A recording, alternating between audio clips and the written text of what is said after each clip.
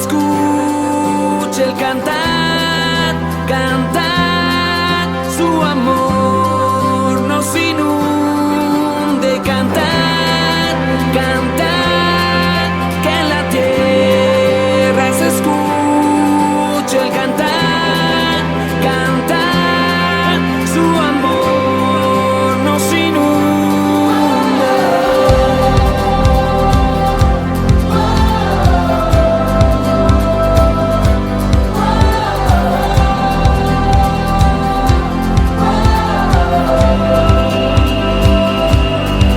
Cantar, cantar, que la tierra se escuche el cantar, cantar, su amor nos inunde, cantar, cantar.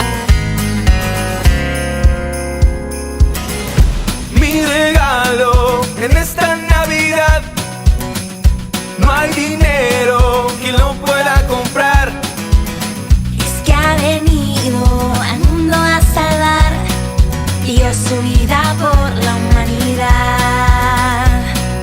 Dio su vida por la humanidad. La Navidad es su amor que iluminó con lucecitas de color. Puedo cantar, Jesús nació, Salvador, Salvador.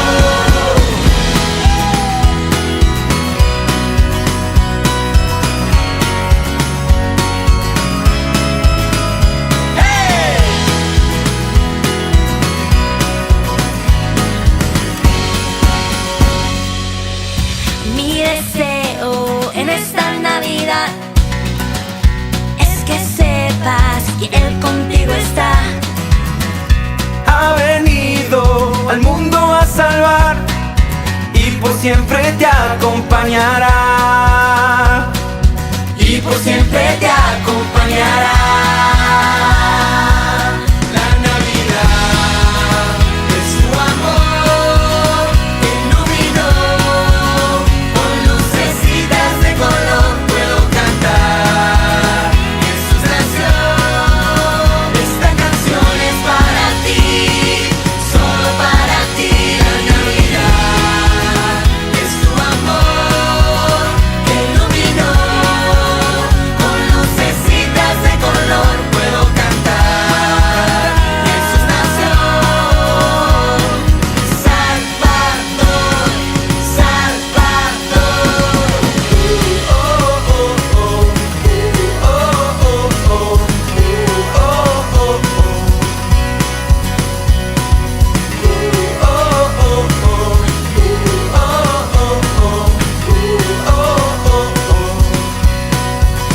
La Navidad es tu amor que iluminó con lucecitas de color. Puedo cantar, Jesús nació.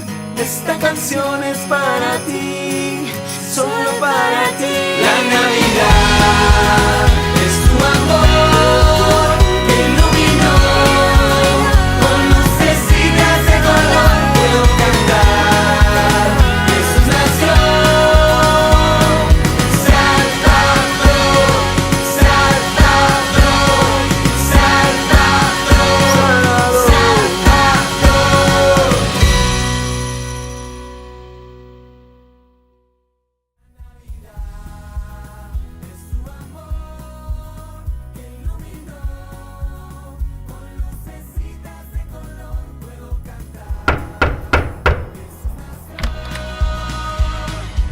Oíd, quintillizos de Saúl, la Navidad es una fiesta pagana.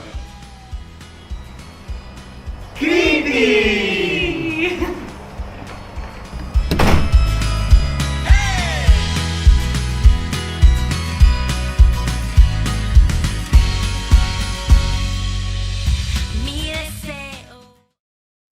Iglesia en él. Hoy les traemos una pequeña reflexión del verdadero sentido de la Navidad. La gente solo piensa que El verdadero sentido de la Navidad es la comida, el árbol, el regalo, el licor y la música. Los niños creen que es Papá Noel. Esto es una tradición. Él no existe. El verdadero sentido de la Navidad es Jesús, el que nació para salvarnos. Es el mayor regalo que Dios nos da. Ahora,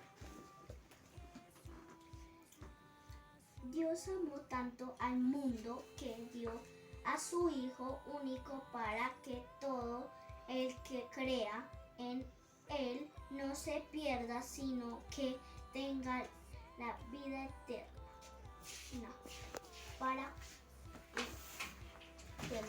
Dios no envió a su Hijo al mundo para condenar al mundo, sino para salvarlo por medio de él. ¿Y cuál es el significado de la Navidad tuya? Hola, buenas noches y bendiciones para todos. Me alegra verlos de nuevo en esta noche. Y bueno, hoy vamos a estar viendo a Jesús como el Rey. Bueno, vamos entonces a ir de una vez a la palabra de Dios y vamos a ir a Juan 18, 36 al 37. Vemos cómo Jesús mismo dijo que Él es el Rey. Juan 18, 36 al 37 nos dice: Respondió Jesús: Mi reino no es de este mundo. Si mi reino fuera de este mundo, mis servidores pelearían para que yo no fuera entregado a los judíos. Pero mi reino no es de aquí. Le dijo entonces Pilato: ¿Luego eres tú rey?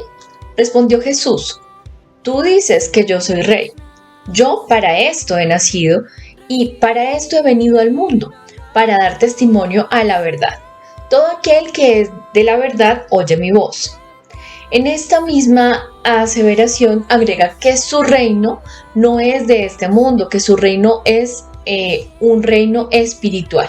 Y muchas personas interpretan a las palabras del Señor Jesús, que mi reino no es de este mundo, pensando que tiene solamente un significado espiritual solamente, ¿cierto? Pero va más allá, porque recordamos que Jesús viene también como el Rey de Reyes y Señor de Señores para el reino milenial. Vamos a ver entonces cuál es el significado de rey. Entonces, rey en el hebreo significa melech, que esto se traduce como soberano que tiene la autoridad suprema sobre una tribu o nación. Generalmente su mandato es de por vida y la sucesión es hereditaria. Entonces, teniendo claro pues este concepto, vamos a mirar la profecía de que Jesús vendría como rey. Vamos a mirar allí en Isaías 11, desde el 1 vamos a leer. Isaías 11 nos dice: Saldrá una vara del tronco de Isaí y un vástago retoñará de sus raíces, y reposará sobre él el espíritu de Jehová, espíritu de sabiduría y de inteligencia, espíritu de consejo y de poder, espíritu de conocimiento y de temor de Jehová, y le hará entender diligente en el temor de Jehová.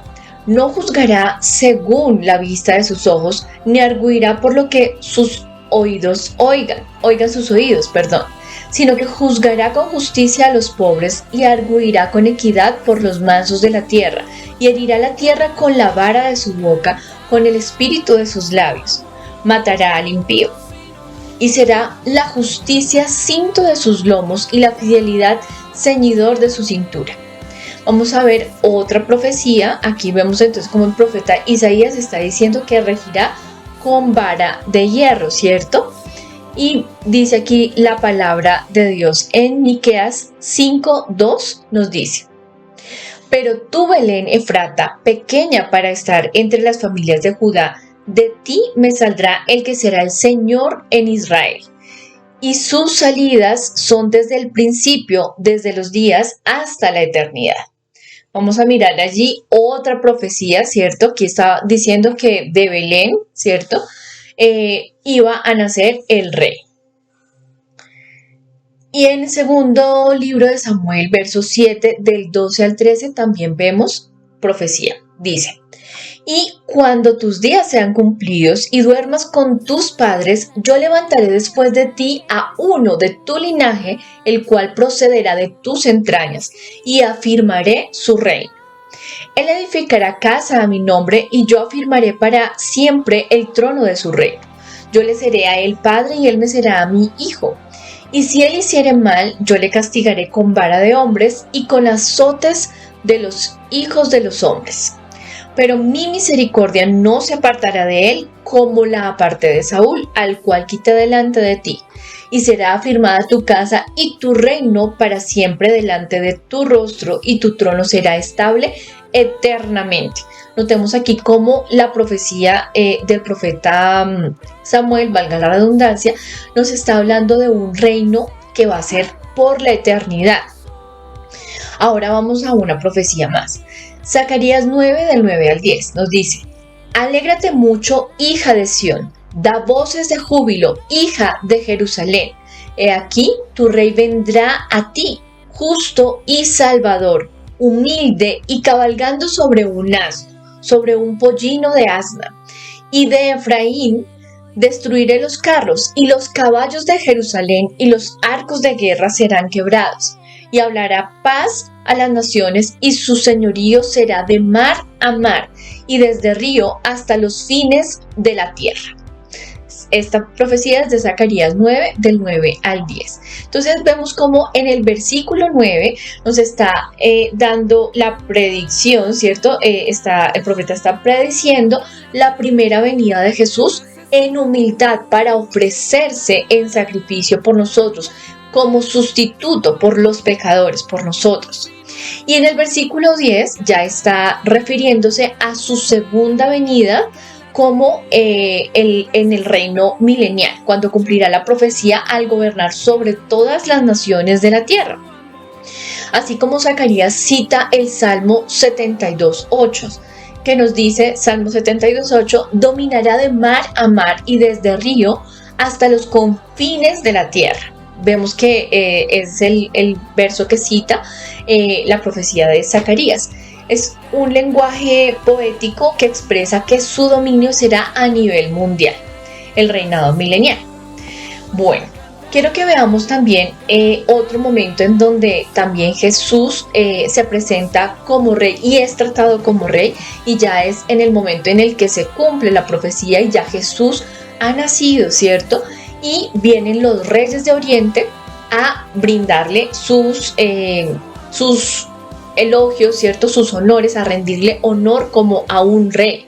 Vamos a ir a Mateo 2, del 1 al 12, nos dice: cuando Jesús nació en Belén de Judea, en días del rey Herodes, vinieron del oriente a Jerusalén unos magos, diciendo: ¿dónde está el rey de los judíos que ha nacido? Porque su estrella hemos visto en el oriente y venimos a adorarle. Oyendo esto, el rey Herodes se turbó y toda Jerusalén con él. Y convocados todos los principales sacerdotes y los escribas del pueblo, les preguntó dónde había de nacer el Cristo.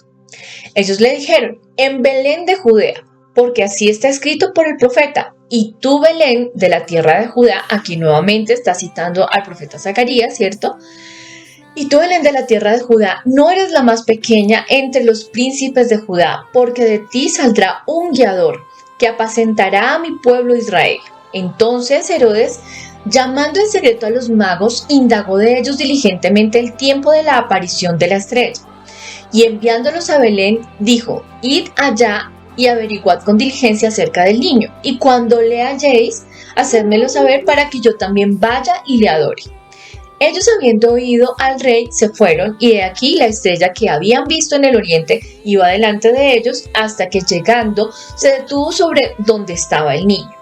Y al ver la estrella se regocijaron con muy grande gozo. Y al entrar en la casa, vieron al niño con su madre María, y postrándose lo adoraron. Y abriendo sus tesoros le ofrecieron presentes: oro, incienso y mirra. Pero siendo avisados por revelación en sueños que no volviesen a Herodes, regresaron a su tierra por otro camino. Entonces vemos cómo los reyes de Oriente reconocen la profecía acerca del nacimiento del rey, del Mesías, del Cristo, ¿cierto? Y se acercan a Herodes, vienen a Belén de Judá para brindar adoración a este rey que acaba de nacer. Y ellos vienen y no traen cualquier presente, ¿cierto? Ellos no vienen con un mameluco, no vienen con pañales, no vienen con tal vez de pronto ropa o dinero para los padres del niño que acaba de nacer, sino que por el contrario, ellos traen unos presentes que son totalmente especiales. Traen oro, incienso y mirra. Estos productos en ese momento, para esa época, eran totalmente exclusivos de los descendientes o de los reyes, ¿cierto? Y solamente se les regalaba a otro rey, a alguien que tuviera esa misma posición. Y vemos cómo estos reyes de Oriente entregan a Jesús oro, incienso y mirra, presentes que eran para un rey. Entonces aquí vemos cómo también ellos están reconociendo a Jesús como rey.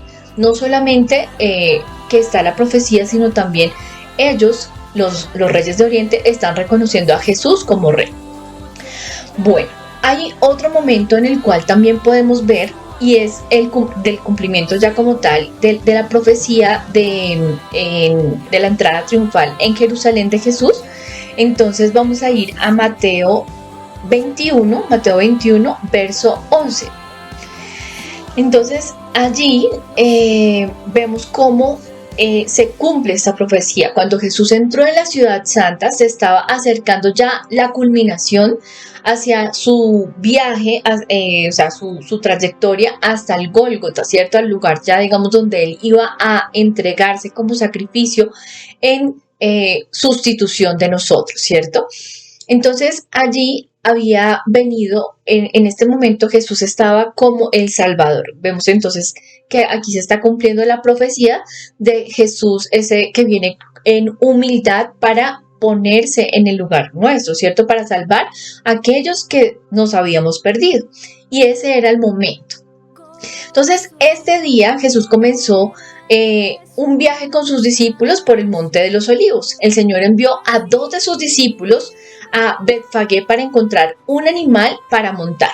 Encontraron allí a un pollino atado en el cual ningún hombre había montado jamás, tal como Jesús había dicho que lo haría. Eso lo encontramos en Lucas 19, 29 al 30. Cuando desataron al pollino, los dueños comenzaron a interrogarlos. Bueno, ¿y ustedes de dónde vienen o qué? Entonces los discípulos respondieron con la respuesta que Jesús les había proporcionado, porque el Señor lo necesita. Lucas 19, 31 al 34. Y sorprendentemente, los hombres, los propietarios de este animal, no le encuentran ningún problema y les permiten que se lleven a este asno, ¿cierto? Quedan satisfechos con esta respuesta y los dejan ir. Y dice la palabra de Dios en Lucas 19:35, y lo trajeron a Jesús, y habiendo echado sus mantos sobre el pollino, subieron a Jesús encima. El asno era un animal utilizado con fines pacíficos. Al montar el pollino de un asna, Jesús se estaba presentando como rey. Estaba cumpliéndose allí la profecía que leímos anteriormente, ¿cierto? El cumplimiento del texto que leímos hace un momento.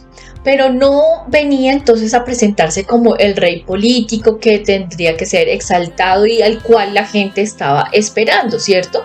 Pero aquí venía Jesús en su primera venida, ¿cierto? Jesús fue el Mesías allí, el Mesías sufriente, el Mesías que se entregó como sacrificio por ti y por mí, ofreciendo salvación y paz de Dios a todas las personas que en él creyeran, ¿cierto? En su primera venida Jesús fue ese Mesías que se entregó como el Cordero, ¿cierto? Y creo que, bueno, retomando el punto, digamos, del asno, del pollino, ¿cierto? Todos los que conocemos los caballos y los burros sabemos que podemos esperar si el burro o el caballo nunca han sido montados. Y recordemos que el asno en el que el Señor Jesús, el pollino, en el que el Señor Jesús se montó, era un asno que no había sido montado nunca por nadie, ¿cierto? Sin embargo, este animalito obedientemente salió a recibir a su creador, al Rey de Reyes y Señor de Señores, sin resistencia, y le obedeció completamente. También hay un significado espiritual en el hecho de que el pollino pues estaba intacto, no había sido montado por nadie, ¿cierto?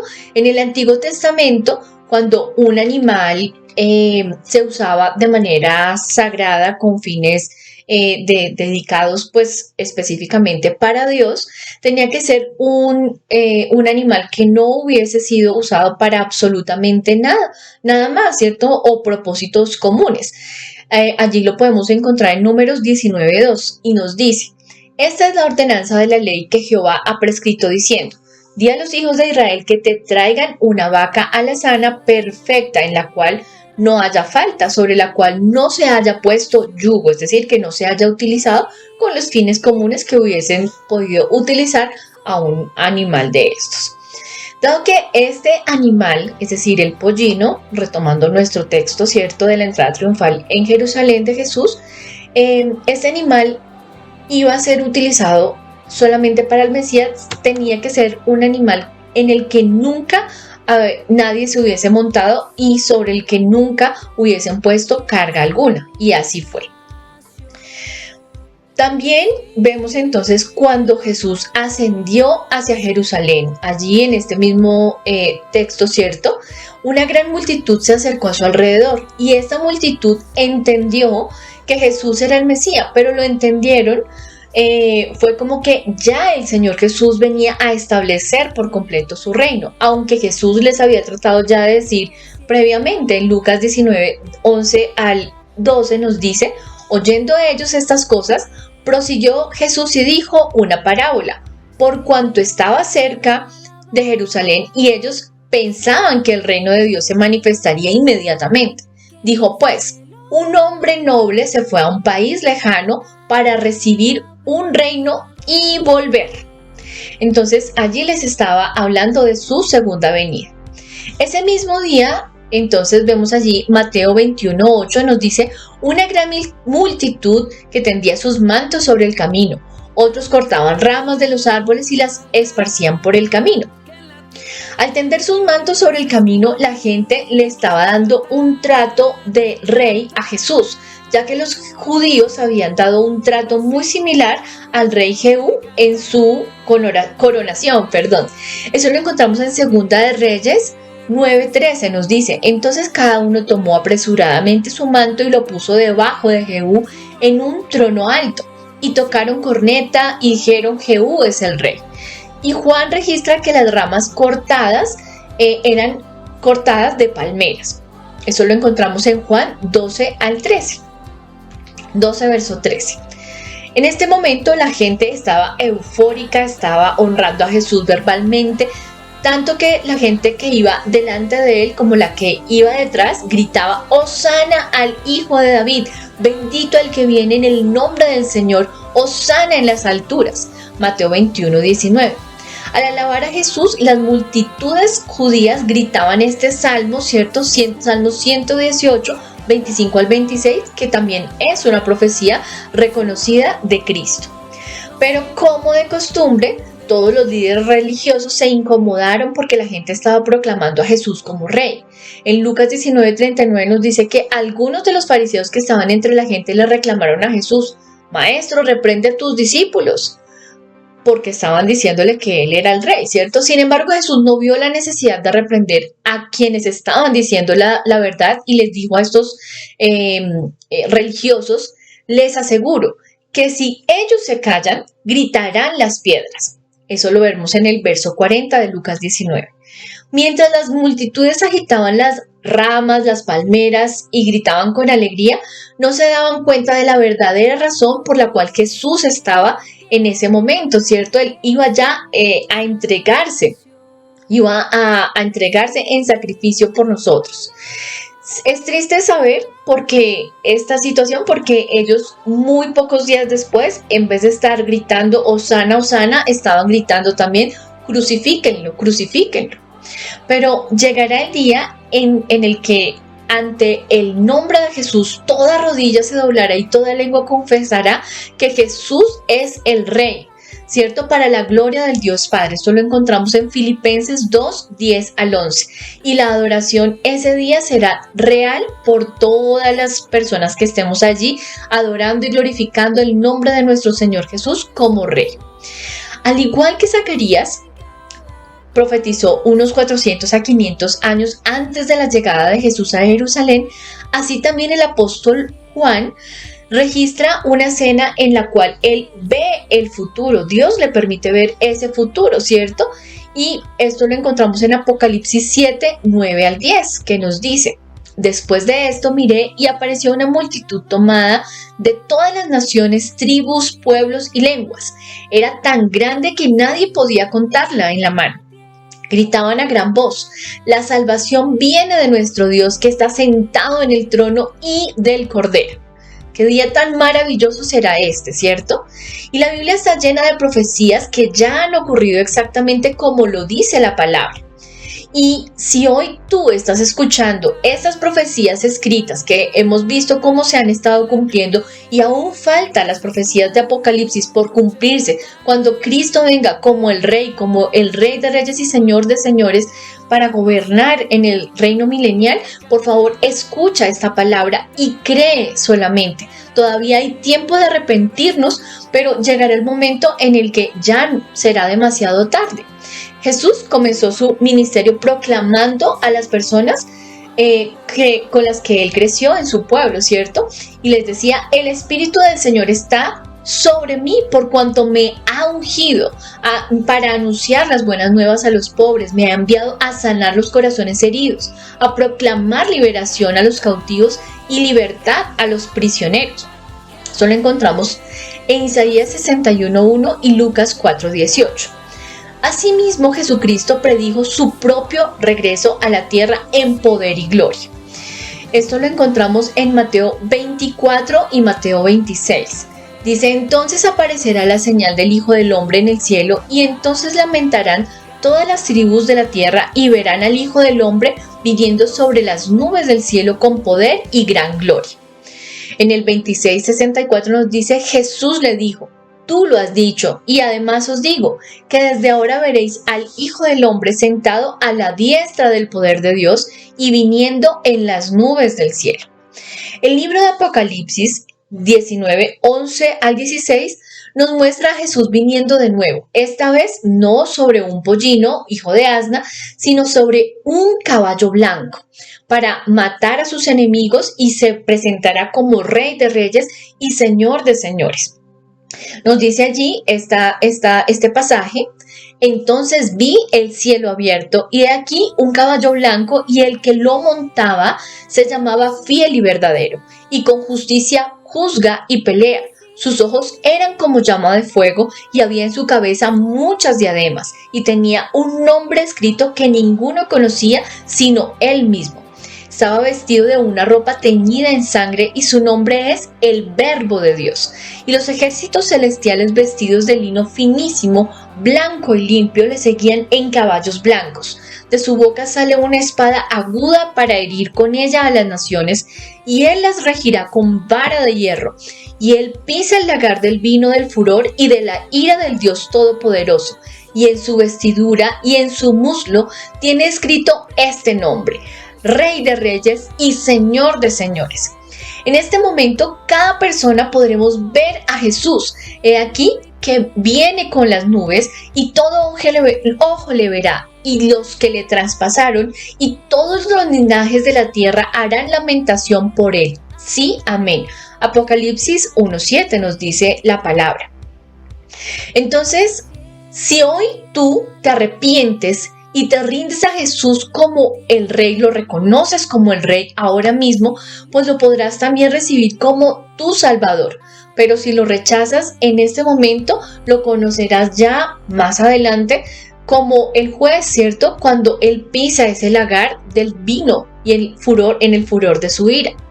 Y no queremos ver a Dios, a Jesús, de esta manera como juez. Creo que ninguno de nosotros. Todos queremos verlo como el Rey de Reyes y el Señor de Señores. Apocalipsis 9:15 nos dice: de su boca sale una espada aguda para herir con ella a las naciones y las regirá con vara de hierro, ¿cierto? Entonces no queremos ver a Jesús así, ya como juez. Entonces mi consejo en esta noche es ahora el tiempo. Jesús le dijo a Nicodemo y le está diciendo ahora al mismo a todo el mundo entero: por tanto amó Dios al mundo que dio a su Hijo unigénito, para que todo el que en él cree no se pierda, sino que tenga vida eterna. Dios no envió a su Hijo al mundo para condenar al mundo, sino para salvarlo por medio de él. El que cree en él no es condenado, pero el que no cree ya está condenado por no haber creído en el nombre del unigénito Hijo de Dios. Hoy es el momento para que creas en el Rey de Reyes y Señor de Señores. Gracias, Padre. Gracias, Señor. Gracias, Dios eterno. Gracias, Señor Jesús. Hoy te reconocemos como el Rey. Hoy te reconocemos como el Rey de Reyes y Señor de Señores. Y no solamente como el Rey que gobierna un mundo o un reino, sino como el Rey que gobierna nuestros corazones. Hoy te recibimos y te reconocemos como el Rey de Reyes y Señor de Señores. Gracias, Padre bueno, en el nombre de Jesús. Amén y amén. Bendiciones para todos y nos vemos. Que estén muy bien.